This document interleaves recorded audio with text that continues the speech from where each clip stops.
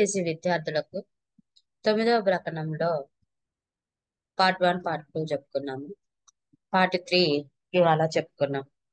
Part 2లో గణపతి డబ్బును ఏ విధంగా సంపాదించాడు, దానిని ఏ విధంగా ఖర్చు పెట్టాడు అనేది మనం తెలుసుకుందాం. ఇక ఈరోజు ఆ డబ్బు ఏ విధంగా ఖర్చు అయినది కూడా చెప్పుకున్నాం. ఇక ఆ తర్వాత ఏ విధంగా డబ్బు లభించలేదని కూడా మనం చెప్పుకున్నాం. ఇక ఆ తర్వాత ఆ డబ్బు లభించకపోవటం వల్ల మరి యొక్క మార్గమును ఆశ్రయించండి. ఆ మార్గం ఏంటో ఈరోజు మనం చెప్పుకున్నాం. ఇక వైదిక కుల పాలిట కల్పవృక్షమని కామధేనువని చెప్పదగిన శ్రాద్ధ భోజనమే శరణ్యమని నిర్ణయించెను. ఇక వైదికులు ఎక్కువ కూడా పూజలు పురస్కారాలు యజ్ఞ యాగాదులు చేస్తూ ఉంటారు కదా. అందుకని చెప్పేసి కల్పవృక్షము అంటే ఏ పూజ కార్యక్రమంలోకి పాల్గొన్నా కూడా ఎంతో కొంత ధనము వస్తుంది. అందుకని కల్పవృక్షము అంటే మనం అడిగినప్పుడల్లా డబ్బు వస్తూ ఉంటుంది అన్నమాట. కాబట్టి అటువంటిది ఏంటి? శ్రాద్ధ భోజనము. శ్రాద్ధ భోజనం అంటే ఎవరన్నా చనిపోతే సంవత్సరీకం చేయటం, నెల మాసికాలు ఎన్ని పెట్టినప్పుడు వెళ్ళడం. ఇక సామాన్యమైన ఆబ్దికం అంటే తద్దినము అంటారమ్మ. తద్దినము అంటారు, తిథి అని అంటారు, ఆబ్దికము అంటారు. చనిపోయిన తర్వాత సంవత్సరము పెట్టేదాన్ని, చనిపోయిన సంవత్సరం తర్వాత ప్రతి సంవత్సరము పెట్టేదానిని, అంటే ఆ రోజు చనిపోయిన తిథి నాడు, అంటే ఇప్పుడు అయితే తేదీ నాడు పెట్టడం. తిథి అయితే ఏదో ఉంటుందో, నక్షత్రం ఏదైతే ఉంటుందో ఆ రోజు మనము పెడతారనమాట. దాన్ని ప్రతి సంవత్సరము ఆ తిథి నాడు పెట్టేదాన్ని, చనిపోయిన తిథిని రాజు చనిపోయిన వారికి ఇష్టమైన పూజా కార్యక్రమాలు చేసేదాన్ని ఆబ్ధికము అంటారు, తిథి అని అంటారు, తద్దినము అంటారు. ఒక్కొక్క ప్రాంతాన్ని బట్టి ఒక్కొక్క భాష పదాన్ని ఉపయోగిస్తూ ఉంటారు. ఇక ఆబ్ధిక నమ్మకు నిమంత్రితుడై పోయిన వారికి ఒక్క డబ్బు కంటే ఎక్కువ దొరకదు. ఇక ఇలా సంవత్సరానికి పెడతారు కదా, అందుకని ₹1 ఇస్తారు. మాతాపితృభక్తి అత్యధికం కలవారు 2 డబ్బులు ఇచ్చుచుందురు. ఇక మాతాపితృలు అంటే తల్లిదండ్రుల మీద ఎక్కువ భక్తి కలిగినటువంటి వారు 2 డబ్బులు ఇస్తారు. మిక్కిలి భాగ్యవంతులకు వారు వస్త్రములు ఇచ్చి 1 అనా కాని 2 అనాలు కాని దక్షిణనిత్తురు. ఇంకా బాగా డబ్బున్న వాళ్ళు కనుక అయితే వస్త్రాలు పెట్టి 1 అనా కాని 2 అనాలు కాని దక్షిణ కింద తాంబూలం కింద ఇస్తారు. కడపటి వారు మిక్కిలి అరుదుగా నుందురు. కడపటి వారు అంటే బాగా డబ్బున్న వాళ్ళు కాస్త తక్కువగా ఉంటారు. అట్టి బ్రాహ్మణార్థములకు పూర్వపక్షమున కడుపు నిండుగా భోజనము లభించుటయే తప్ప దక్షిణ బాగుగా దొరకదని షోడశ బ్రాహ్మణార్థములు చేసిన పక్షమున చేది నిండా పుష్కలముగా సుమ్ముండునని తద్విషయమై ప్రయత్నించను. ఇక కడపటి వారు మిక్కిలి అరుదుగా ఉంటారు, అంటే డబ్బు లేని వాళ్ళు తక్కువ ఉంటారు కదా, అటువంటి వాళ్ళు అట్టి బ్రాహ్మణార్థములకు పోయిన పక్షంలో బ్రాహ్మణ ప్లస్ అర్థము అంటే అంటే వెళ్ళేసి అడగటము, అటువంటి వెళ్ళినప్పుడు భోజనము పుష్టిగా పెడతారు. అంతే తప్ప డబ్బులు ఇవ్వగలరా? వాళ్ళు ఎక్కువ తిన్నంత భోజనం పెడతారే తప్ప డబ్బు ఇవ్వగలరా? ఇవ్వలేరు కదా. అందుకని షోడశ బ్రాహ్మణార్థంలో చేసిన పక్షమా, షోడశ అంటే షోడశ అంటే 16 రకాల, అంటే 5 పెళ్ళిళ్ళు, శ్రాద్ధ కర్మలు, అంటే మొత్తం పూజా కార్యక్రమాలు అన్ని అన్నమాట. యజ్ఞాలు యాగాదులు మొత్తం పక్షులు చేతి నిండా బాగా డబ్బు ఉంటాయి కదా అని ప్రయత్నిద్దాం అనుకున్నాడట. ప్రయత్నించాడు. చుట్టుపక్కల ఏ బ్రాహ్మణుడు చనిపోయినను 11వ నాడును 12వ నాడును విఘ్నేశ్వర పూజ సమయమున స్థాపింపబడు పసుపు గణపతితో పాటు మూర్తిభవించిన శ్రాద్ధ దేవత వలె పితృలోకము నుండి వచ్చిన ప్రేత వలె మన గణపతి ఉండి తీరవలయు. ఇక ఎవరింట్లోనన్నా చనిపోయారనుకో, ఇక 11 రోజులు పూజ చేస్తారు కదా. 12వ నాడు విఘ్నేశ్వర పూజ సమయాన్ని స్థాపిస్తారు కదా పసుపు గణపతిని. ఆ విధంగానే మన శ్రాద్ధ దేవత వల్ల మన గణపతిని కూడా స్థాపిస్తారట. ఎందుకంటే అది వారి చేసే పదార్థాలన్నీ కూడా గణపతి తింటాడు కదా. గణపతి తిండిపోతని చదువరి వారి ఇదివరకే ఎరుగుదురు. భోజన విషయము అతని ప్రజ్ఞ ఆకారమునకు తగినది.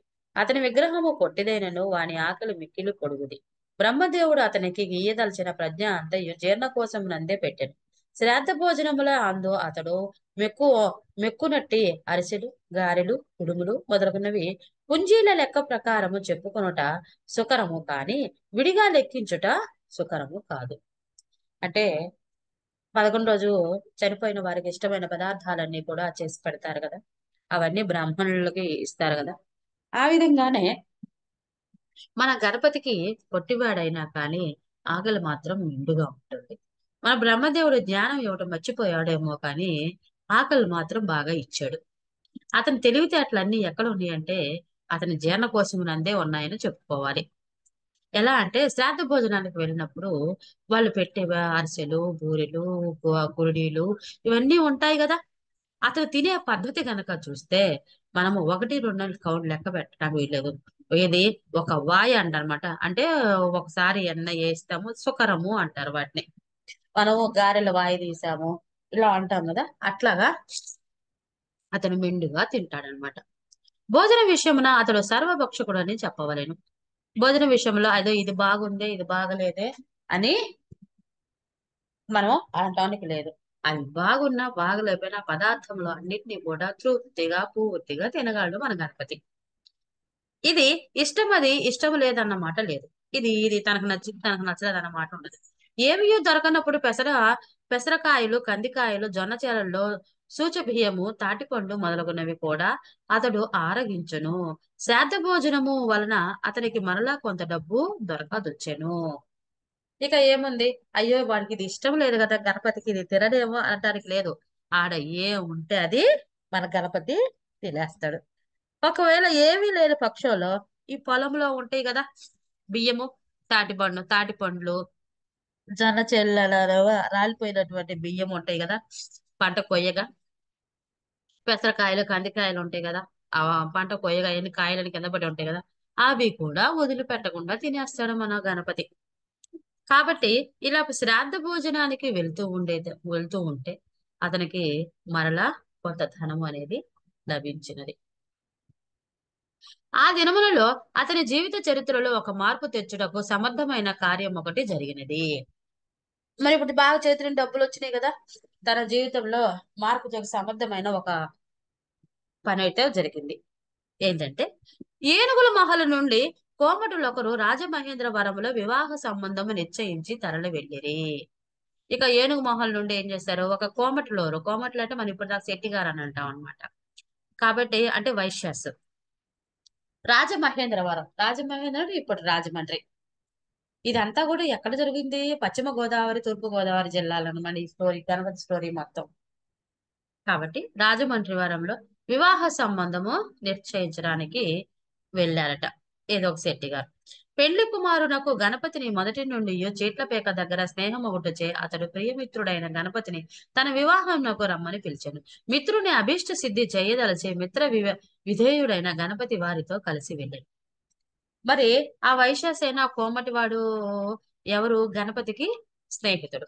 కాబట్టి స్నేహితుడు వివాహం కాబట్టి గణపతిని తనతో పాటు రమ్మని చెప్పి అతను పిలుస్తాడు. ఇక మిత్రునికి అభీష్ట సిద్ధి, అభీష్టం అంటే ఇష్టము అయిన దాన్ని చెయ్యాలి గదా! అందుకని మిత్రుడికి విధేయుడై ఉంటాడు గదా మన గణపతి. అందుకని చెప్పేసి రాజమహేంద్రవరం తన స్నేహితుడితో పాటు వెళ్ళాడు. అంటే ఇప్పుడు రాజమండ్రి.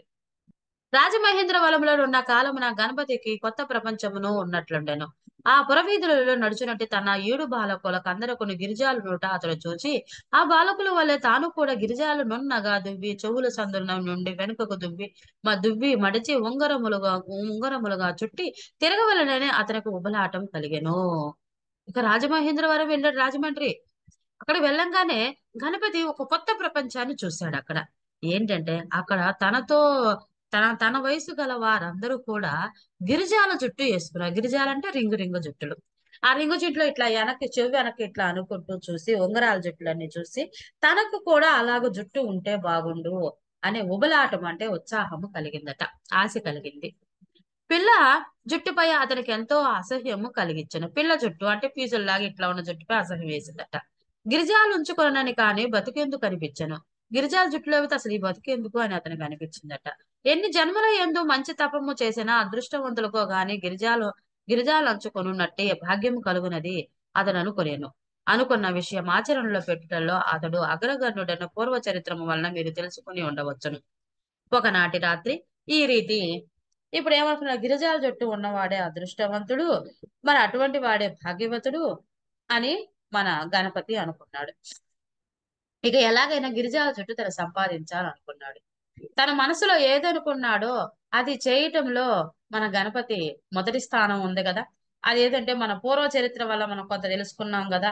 ఏది, చుట్టలు తాగటంలో, పేకాట ఆడటంలో, ఇంకా ఇలాంటి కొత్త కొత్త విషయాలన్నీ కూడా మనం నేర్చుకున్నాం కదా, అతను ఎలా ఉంటాడనేది. కాబట్టి ఒకనాటి రాత్రి ఈ రీతి ఒకనాటి రాత్రి ఈ రీతిగా అనుకొనెను. మరునాడు అతడు పెందలకడలి లేచి భజంత్రి మేళములోనున్న ఒక మంగలిని పిలిచి తన పిల్ల జుట్టు గొరికి వేచి గిరిజాలు పెట్టమని కోరెను. వెంటనే మంగళవాడు అతని కోరిక ప్రకారము చేసెను. ఆ మహాకార్యము చేసినందుకు మంగళవానికి ఒక అనా ఇచ్చి తద్రుణము తీర్చుకొను కృతకృత్యుండయ్యను. అట్టి నూతన వేషముతోనున్న గణపతిని చూసి పెండ్లి వారిలో సంతసింపని వారు లేరు. ఏదో ఘనకార్యము చేసిన వాడు వలె అన్యులను దుర్లభమైన సువర్ణ కిరీటము మస్తకమున ధరించిన వాడు వలె ఆనాటి నాటి దినమంతయు గణపతి మిక్కిలి ఉత్సాహము కలిగి చూపులలోను, మాటల్లోను, నడకలలోను, ముఖ వైఖరిలోను గర్వము ఉట్టిపడినట్లు సంచరించెను. ఇక ఎప్పుడైతే తను అట్లా అనుకున్నాడో, అనుకున్న వెంటనే ఒక మంగళవాడిని పిలిచి తనకి ఆ పిల్ల జుట్టు తీసేసేసి తనకి గిరిజాల జుట్టు పెట్టమని మంగళవాడిని కోరాడు. వెంటనే మంగళవాడు ఆ జుట్టును తీసేసి గిరిజాల జుట్టుని పెట్టేశాడు. ఇక అలా చేసినందుకు మంగళవాడికి ఒక అనా ఇచ్చి పంపించాడు. ఎలా పంచి ఇక పెళ్లిలో ఎలా చేశాడు, తను ఏదో పెద్ద ఘనకార్యం చేసినట్టుగా ఉంగరాల జుట్టు అంతా కూడా తనకు గిరిజాల జుట్టు ఉన్నట్టు ఇక అందరి దగ్గరికి వెళ్ళి ఎంతో సంతోషంగా, ఆనందంతో, అవసరం ఉన్నా అవసరం లేకపోయినా కూడా వారిని మాట్లాడుతూ ముఖంలో గర్వం అనేది చూస్తూ, చూపుల్లోనూ, మాటల్లో, నడకల్లో కూడా, ముఖ వైఖరిలో కూడా ముఖ వైఖరి అంటే ముఖంలో కూడా గర్వాన్ని చూపిస్తూ ఇక పెళ్లిలో సందడి సందడిగా ఇక పెద్ద కిరీటాన్ని పెట్టుకున్నాడు. మస్తకము అంటే తల అన్నమాట. తల మీద సువర్ణ కిరీటం అంటే బంగారు కిరీటాన్ని గనక ధరించినట్లుగా పెళ్లిలో సందడి సందడిగా ఆ రోజంతా తిరిగాడు.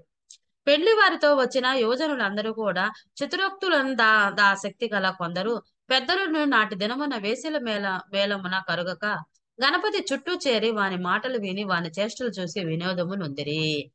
ఇక వేసవిలో వచ్చేసి పాటలు పాడి ఇప్పుడు మనకి ఎట్లా గాన కచేరీ అంటాం కదా, పాట కచేరీ అని. ఇప్పుడంటే మనం అందరూ కలిసి చేస్తాం, కానీ ఆ రోజుల్లో ఆ వేశ్య స్త్రీలు మాత్రమే వచ్చి ఆ మేళము చేసేవాళ్ళు, నాట్యం చేసేవాళ్ళు. అందరూ ఏం చేసేవాళ్ళు, ఆ పెళ్లికి వచ్చిన వాళ్ళందరూ యువకులు వాళ్ళందరూ కూడా ఆ నాట్యాన్ని అవి చూస్తూ ఉండేవాళ్ళు, గానం అంతా, పాటలు వింటూ. కానీ ఆనాటి పెళ్లిలో ఏం చేశారు, గణపతి అక్కడికి వెళ్లకుండా గణపతి చుట్టూ చేరి గణపతి చేస్తే వింత చేష్టలు మాటలను వింటూ ఆనందపడుతూ ఉన్నారు. పెళ్లి కొడుకు చేత సిఫారసు చేయించుకొని పెళ్లికి వచ్చిన ఆడవాంటర్ దగ్గర నుండి సంపంగి నూనె తెప్పించి లేత మొగ్గలకు మంచి మెరుపు వైచు కాపువాని వడే తన తలకు రాసుకొని వెంట్రుకలు త్వరగా ఎదుగు సాధనము లేవి అని తన కన్నులకు బంధువుగా ఉండునట్లుగా పెద్ద గిరిజాలను పెంచుకున్న వారిని పలువురిని గుచ్చి కుచ్చి అడుగుచొచ్చెను. ఇక పెండ్లు కుమారుడు తన స్నేహితుడు కదా, అందుకని పెండ్లు కుమారుడు నా స్నేహితుడు అని చెప్పేసి ఆడవాళ్ళ దగ్గర మంచిగా చెప్పి వాళ్ళ దగ్గర సంపంగ నూనె తెప్పించుకొని తన నెత్తి మీద పెట్టుకున్నటువంటి ఆ గిరిజాల జుట్టు ఇంకా బాగా పెరగాలని ఆ జుట్టుకు కూడా మెరుపులాగా ఆ నూనెను రాసి రాసి ఇంకా ఎవరికైతే రింగుల జుట్టు ఉందో, గిరిజాల జుట్టు ఉందో వారిని దగ్గరికి వెళ్ళి పెద్ద పెద్ద గిరిజాల జుట్టు, రింగుల జుట్టు ఉంటే వాళ్ళ దగ్గరికి వెళ్ళి నువ్వు ఈ విధంగా పెరగడానికి, గిరిజాల జుట్టు ఇంత పెద్దగా రావడానికి కారణం ఏంటి అని వాళ్ళని గుచ్చి గుచ్చి అడుగుతూ మొదలుపెట్టాడు. ఒక సమాధానం చెప్తే ఇంకోటి అడుగుతూ వచ్చాడు. పరిహాసం చేయుటలో మిక్కిలి ప్రౌఢులైన ఒకానొక యువజనుడు గణపతిని రహస్యముగా ఒక చోటికి తీసుకుని పోయి అతడు శిరోజ వృద్ధి దం తన తద్యంత తద్యంత ఆసక్తి గల వాడు వలె అతని చెవులో ఇట్లనియే. ఇక ఇతని చేష్టలు, గణపతి చేసే చేష్టలన్నీ చూసేసి ఒకడు, ఒక చిలిపి వాడు ఉంటాడు కదా ఎవరో ఒకళ్ళు, ఇక ఈ మిక్కిలి ఇక ఏం చేశాడు, ఆ యువజ గణపతిని రహస్యంగా చెవులోకి చెప్పాడు. తన శిరోజాలు అంటే తన జుట్టు ఏ విధంగా పెరిగిందో అతని చెవిలో చెప్పాడట. అగరు నూనెతోనూ సంపంగ నూనెతోను తల వెంట్రుక లేపుగా పెరగవు. మంచి వంటాముదము తెచ్చి 4 దినములు రాచితివా? వాన చినుకులు పడగానే చిలికింత మొలిచినట్లుగా వెంట్రుకలు చురుకుగా నడుగును. నేనట్టి దోహదము చేయబట్టి నా గిరిజాలెంత సొంపుగా ఎదిగినవి. నీ వెంట్రుకలు ఎదుగుట మనసులో నిష్టము లేనివారు నేను చెప్పిన దోహదము చేయవద్దని నీకు దుర్బోధనలు చేయవచ్చు. వారెన్ని చెప్పినను సరే నీవది వినవద్దు. సరిగా నేను చెప్పినట్లు చేయము అని ఉపదేశము చేసి అతడు అరిగెను. అది ఎవరికి చెప్పగా బ్రహ్మో ఉమ్, బ్రహ్మోపదేశము నుండు బ్రహ్మోపదేశం వలె మనసులో పెట్టుకొని రాత్రి భోజనానంతరము అందరూ నిద్రాసక్తులైన సమయమున చాకలి వాండ్రును కాగడాల నిమిత్తమై ఎత్తడి సిద్ధలతో దాచికొన్న ఆముదము వారు చూడకుండా దొంగతనముగా 2 చేరల నిండెం పోసుకొని తలకు రాసుకొని పెద్ద మనుషులు కూర్చుండకు వేచిన తివాచి మీద తిరిగి దిండు మీద తల పెట్టుకొని పండుకొనేను. మరునాడు గణపతి కాకులు కూసెడు వేళయే లేచి గోదావరికి తిరిగి రాగిడి మట్టి 90 సార్లు తల రుద్దుకొని స్నానం చేసి వచ్చిన మరలా బట్టలు కట్టుకొని కూర్చుండి కనబడిన వారినెల్లా పిలిచి నా గిరిజాలేమైనా ఎదిగినవేమో చూడండి అడిగాను. గణపతి యొక్క విచిత్ర చరిత్ర మదివరకే అవ్యక్తమై ఉన్నందున వారందరూ అగుము నగుమోములతో నీవేమి దోహదము చేసితువో కాని మిక్కిలి ఏపుగా నీ వెంట్రుకలు పెరుగుచున్నవి. నిన్నటికి నేటికి ఎంతో భేదము కనిపించుచున్నది. ఆ విధముగానే దోహదము చేయుచుండుము. ఇక ఏం చేశాడు? నేను నా వెంట్రుకలు ఇక ఆ యువకుడు ఏం చెప్పాడు? నా వెంట్రుకలు బాగా పెరగడానికి ఏంటి, నేను ఆముదము నెత్తికి రాసుకొని ఉన్నందువల్ల ఆ బాగా నాకు జుట్టు పెరిగినది. నీవు కూడా ఆ విధంగానే చెయ్యి. ఈ విధంగా చేస్తున్నావని నువ్వు ఎవరికన్నా చెప్పావనుకో వాళ్ళు నీకు అడ్డు చెప్పొచ్చు. ఆ మాటలు నువ్వు వినవద్దు. ఆముదం వల్లే ఎక్కువ జుట్టు పెరుగుతుంది, రాస్తేను జుట్టు పెరుగుతుంది అని ఒక బ్రహ్మోపదేశము, అంటే బ్రహ్మ ప్లస్ బ్రహ్మ కనుక ఉపదేశాలు మంచి మాటలు చెప్పినట్లుగా ఆ యువకుడు చెప్తాడు. ఆ మాటలన్నీ కూడా మన గణపతి చెవులో మనసులో బాగా నాటుకొని పోయినాయి. ఆ రోజు రాత్రి ఏం చేశాడు? ఇక అందరూ నిద్రపోయిన తర్వాత భోజనం చేసి అందరూ నిద్రపోయారు కదా. అందరూ నిద్రపోయిన చాకలి వాడి ఇంటి దగ్గరికి కాగడాల నిమిత్తమై, అంటే కాగడాలు కావాలి అంటే అప్పట్లో మనకి లైట్లు అవి లేవు కదా. ఆ రోజు కా కర్రకి గుడ్డ చుట్టి దానికి ఆముదం పూసేసి వెలిగిస్తారు కదా. అందుకని దాన్ని తీసుకొని వస్తాను, కాగడాలు తీసుకొస్తాను అని చెప్పేసి ఆ పేరు చెప్పి అతని దగ్గరికి వెళ్ళి ఆముదము ఏది ఆ సిబ్బిలో అతను తయారు చేస్తూ ఉండంగానే అక్కడ నూనె దాచిపెట్టి ఉంటారు కదా ఆముదము. ఆ ఆముదం ఏం చేశాడు? చాకల వాడికి తెలియకుండా దొంగతనంగా 2 చేరలు, అంటే 2 చేతులు దోసులతో పట్టుకొని నెత్తికి బాగా రాసుకొని పెద్ద మనుషులు కూర్చున్నట్లు వెళ్ళేసి ఇక రాసుకొని వెళ్తాడు. ఇక పెద్ద మనుషులు గనక తివాచీల మీద కూర్చుంటారు కదమ్మా నైట్ పూట. ఆ తివాచీల మీద కూర్చొని ఇక దాని మీదే పడుకుంటాడు తల పెట్టుకొని. ఇక మరునాడు ఏం చేస్తాడు? ఇక తెల్లవారు పొద్దుపోయిందాక నిద్ర లేవడు. ఇక లేచిన తర్వాత కాకులు కూసే వేళ లేచి గోదావరికి, ఇక మర్నాడు ఉదయాన్నే కాకులు కూసే వేళ లేస్తాడనమాట. లేచేసి గోదావరి గోదావరి దగ్గరికి వెళ్ళేసి అక్కడ రాగిడి మట్టితో గోదావరి ఇసుక ఉంటది కదమ్మా. ఆ ఇసుకతో, అంటే లోపల నదిలో ఉన్నటువంటి మట్టితో బాగా తలంతా రుద్దుకొని ఆ మట్టితో 90 సార్లు, తొంభై అంటే మట్టితో పలుసార్లు, అంటే అనేక సార్లు తల బాగా రుద్దుకొని స్నానం చేసి మరలా బట్టలు కట్టుకొని ఇక మళ్ళీ పెళ్లిలో వచ్చి కూర్చుంటాడు. కనబన వాడిని వల్ల పిలిచి ఇలా అడుగుతాడు, నా జుట్టు పెరిగిందా అనంగానే కొంటి వాళ్ళు ఉంటారు కదా, విచిత్రమైన వాళ్ళు ఉంటారు కదా. వీడు పొద్దుస్తమాను అడిగితే కొంటి వాళ్ళు పెరిగింది అంటారు కదా. పెరిగిందయ్యా, చాలా విచిత్రంగా పెరిగింది, నువ్వేం చేసావో గాని బాగా పెరిగింది, ఆ విధంగానే మళ్ళీ చెయ్యి అని నవ్వుకుంటూ వాళ్ళు చెప్తారు. అది వెటకారంగా నవ్వుతారన్నారు అనే విషయం కూడా మన గణపతికి అర్థం కాదు. అయ్యో తను మెచ్చుకుంటున్నారు అని చెప్పేసి అనుకుంటాడు. నువ్వు ఆ విధంగానే చేయమని చెప్తాడు. ఇక నీ తల నీ తల జొన్న చేను వలె ఎదుగునని చెప్పిరి. అతడి ఆముదము తిరోజాభివృద్ధికి దివ్యౌషధమని నిశ్చయించి అది ఉపయోగించదలచెను. అబ్బా, జుట్టు బాగా పెరిగింది, ఆముదమే నా జుట్టు బాగా పెరగటానికి కారణము అని చెప్పేసి ఇక దాన్నే పూసుకుంటూ వస్తున్నాడు అనమాట. చాకలి వాడు ఉదయం లేచి తివాసులు ఆ జముఖానాలు తులుపునప్పుడు జముఖానాలు అంటే దిండ్లు తివాచీలు దిలిపేటప్పుడు దిండు మీద ఆముదపు మెట్ల ఏయనని ఎల్లవారిని అడుగజొచ్చరి. అడుగబడిన వారందరూ మేమెరుగము అని బదులు చెప్పిరి.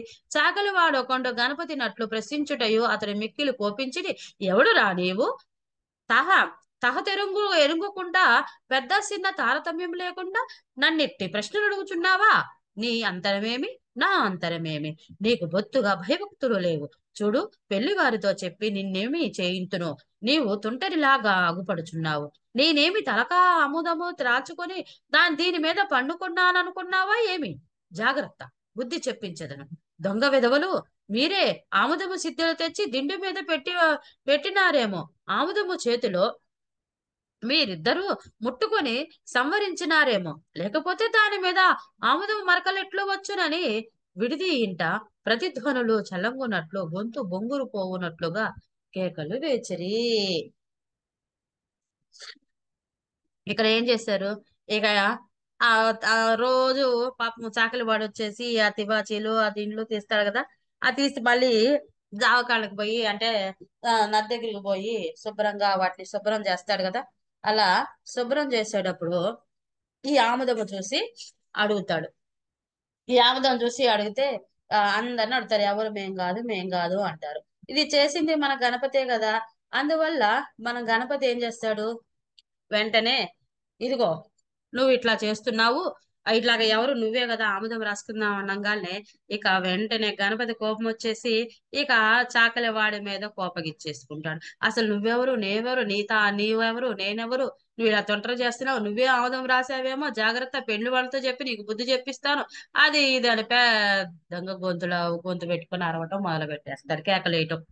ఆ కేకలతో అందరు అక్కడ చేరి చాకల వాండ్రలను అదల్చి ఆ యవకుల బొమ్మని చేసిన సంభాషణను బట్టి గణపతి తల వెంట్రుకకు పనికి ఎదురు నిమిత్తం ఎవరో పరిహాసకుండు చెప్పిన మాటలు విని తలకు ఆముదం రాచుకొని ఉండునని మనసులో నిశ్చయించుకొని చిరునవ్వులు నవ్వుకొనొచ్చు. గణపతి, చాకలి వాండ్రు బుద్ధి పొరపాటు చేత నిన్న అలాగూ అనిరి. నీ వంటి వాడు ఇటువంటి పని చేయునా? కానీ ఈ దొంగ ఎవడో మనం అందరము మీ రాత్రి కలిసి పండుకొందామని వెడలిపోయిరి.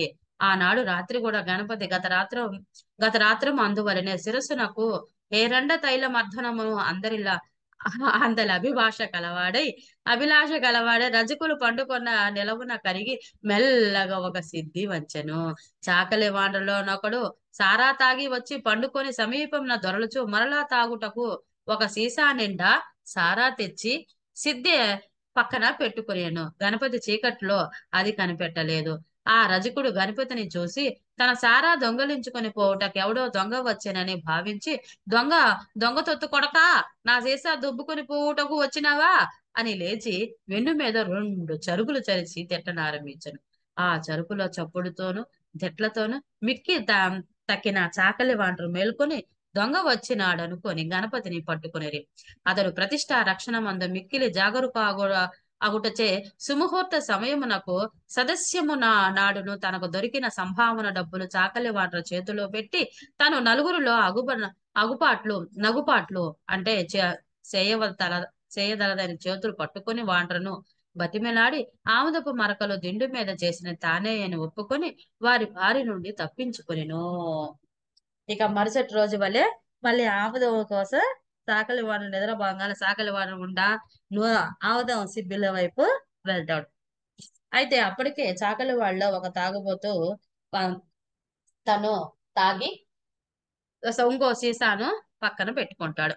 ఇంకో సీసాను పక్కన పెట్టుకోగానే ఇక ఈ మనకు గణపతి ఆ విషయం తెలియదు కదా, ఎప్పట్లాగా ఆముదం రాసుకుందామని వెళ్తాడు. ఆముదం రాసుకుందామని వెళ్ళంగానే అది చూసి ఇక దొంగ ఎవరో వచ్చాడు, నా సారా సీసా పట్టుకుపోతున్నాడు అని చెప్పి గోల పెడతారు. ఈ లోపల చాకలి వాళ్ళందరూ నిద్రలేస్తారు. దొంగ దొరికాడు అని చెప్పేసి అతను పట్టుకుంటారనమాట. ఇక పెళ్లి జరుగుతుంది. ఆ సుముహూర్తంలో కొంతమంది అతనికి కొంత ధనము ఇస్తుంటారు కదా. ఆ ధనముతో సుముహూర్త సమయంలో ఇక అందరూ ఇచ్చిన సంభావన డబ్బులు ఉంటాయి కదా. ఇక చాకలి వాడి పట్టుకోగానే చాకలి వాడికి ఒక నమస్కారం పెట్టి, నీకు ఒక దండం అయ్యా, నువ్వు ఆముదం రాసుకుంది నేనేనయ్యా, నన్ను పట్టుకున్నాడు కూడా నా పరువు పోతుంది, అందరిలో నవ్వులు పాలవుతాను, నన్ను కాపాడు, ఇంకో ఈ విషయం నువ్వు ఎవరికి ఏం చెప్పమాకు, అని అప్పటి వరకు సంభావన రూపంలో వచ్చిన డబ్బులని కూడా ఆ చాకన వాడి చేతిలో పెట్టేసి ఇక అక్కడి నుంచి తప్పించుకొని పారిపోతాడు మన గణపతి. ఇక మంగళవాండ్రు బాకాలుదు దూదేకుల సాహేబులతోనూ వారు తమ ఆప్తులతోనూ చెప్పగా పరమ రహస్యము సూర్యోదయమగునప్పుడు గుప్పుమని వెల్లడయ్యను. అందరూ గణపతిని చూసి ముసిముసి నవ్వులు నవ్వువారే. అందరు అతని మీద చెయ్యి వేసి గిరిజాలు ఎదుగువా ఆ ఎదిగినవా అని పరిహాసము చేయువారే. అందరూ శిరోజ వృద్ధికి దోహదములు చెప్పువారే. వెండి బంగారం దొంగలు పోయి ఆముదపు దొంగలు బయలుదేరినారని ఒకడు తల వెంట్రుకలు పెరుగుటకు తగిన దోహదం ఆముదమే అని ఒకడు, తైలము కంటే మొట్టికాయలు టెప్పకాయలు వెంట్రుకల వృద్ధికి మంచి ఔషధం అని ఒకడు చమత్కారముగా మాటలాడిరి. ఇక ఆ మంగళవాడు ఏం చేసి డబ్బులైతే తీసుకున్నాడే కానీ ఇక అందరు ఆ చాకలివాడు ఇంకా మంగళవాడికి బాగాలు ఊదేవాడికి దూదేకుల వారికి సాయిబులకి అందరికి ఆప్తులకి తను తెలిసిన వాళ్ళకి తెలియని వాళ్ళకి అందరికి చెప్పు సూర్యోదయ తెల్లవారే లోపల గణపతి ఆముదం రాసి ఆ తిండి కవర్లకు పూసాడని చెప్పేసి చెప్తాడు. ఆ నోట ఈ నోట పెళ్లి వింటాము మొత్తము ప్రచారం అయిపోతుంది అన్నమాట తెల్లవారంగా. ఇక అందరు గణపతిని చూసి అందరు నవ్వుకునేవారే. ఆహా ఏది బంగారం వెండి దొంగలు పోయేసి ఆముదపు దొంగలు వచ్చారని కొందరు ఏది గణపతి చుట్టూ తిరుగుతూ అనమాట. ఇక శిరోజాలు పెరగాలంటే శిరోజాలంటే వెంట్రుకలు పెరగాలంటే ఆముదం పూసుకోవాలి అని ఒకడు, ఇక గిరిజాలు బాగా పెరిగాయా నీకు అని గణపతిని అడిగేవాళ్ళు ఒకరు. అరే అట్లా కాదు, జుట్టు పెరగాలంటే తల మీద ముటిక్కాయలు వేయించుకోవాలి టెపకాయలు వేయించుకోవాలి అప్పుడు జుట్టు బాగా పెరుగుతుంది, అప్పుడు అదే ఒక ఔషధం అని ఇలాగా గణపతి చుట్టూ చమత్కారంగా మాట్లాడటం మొదలుపెట్టారు. గణపతి తక్కిన మాటలకు సరుకు చేయలేదు కానీ ఆముదపు దొంగలు వచ్చినారన్నప్పుడు మాత్రం కొంత ప్రసక్తికి కల్పించుకొని ఆముదము దొంగలించినట్టు నిర్భాగ్యులు ఎవరు ఉండరు. చాకలి వెధవల మాటలు నమ్మి మీరు కూడా గంతులు వేచుచున్నారని ప్రత్యుత్తరం ఇచ్చాను. గుమ్మడికాయల దొంగ అనగా భుజము తడిమి చూచుకున్నట్లు పెండ్లికి వచ్చిన వారిలో ఎంతమంది ఉండగా ఆముదపు దొంగ ఉన్నప్పుడు నీవే పూసుకుని రానేలా. హా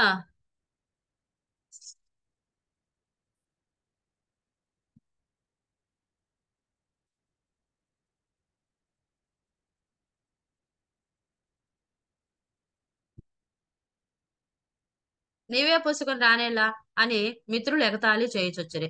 న్యాయము చెప్పినాను కాని నాకెందుకని గణపతి ప్రత్యుత్తరము చెప్పి ఎందరెన్ని విధము ఎగతాళి చేసినను వాని భావం గ్రహింపలేక తన గుట్టు బయలు పడలేదని నమ్మి సంచరించును. ఇక వెంటనే ఆవుదపు దొంగలో ఎందుకు ఉంటారు, చాకలి వాడు చెప్పిన మాట మీరు ఉంటారు అని చెప్పేసి వాళ్ళందరినీ బెదిరిస్తూ ఉంటారు. కానీ అందరికీ తెలుస్తుంది అనమాట. అందరూ ఎగతాళి చేసినా కూడా నేను దొంగతనం చేసినట్టు ఎవరికి తెలియలేదే, నన్ను ఎవరు అడగలేదు కదా అని చెప్పేసి అది గ్రహించకుండా ఇక అందరితో పాటు తిరుగుతూ ఉంటాడు మన గణపతి. రాజమహేంద్ర యువజనులను చూడగా అతనికి మరియు ఇది ఇంతవరకు చెప్పామ్మా. సబ్స్క్రైబ్ చేయని వాళ్ళకి చేసుకోండి అమ్మా. అందరు వీడియోస్ చూస్తున్నారు కానీ సబ్స్క్రైబ్ చేయటం మర్చిపోతున్నారు. సబ్స్క్రైబ్ చేయండి. సబ్స్క్రైబ్ చేసిన వారందరికీ కూడా ధన్యవాదములు.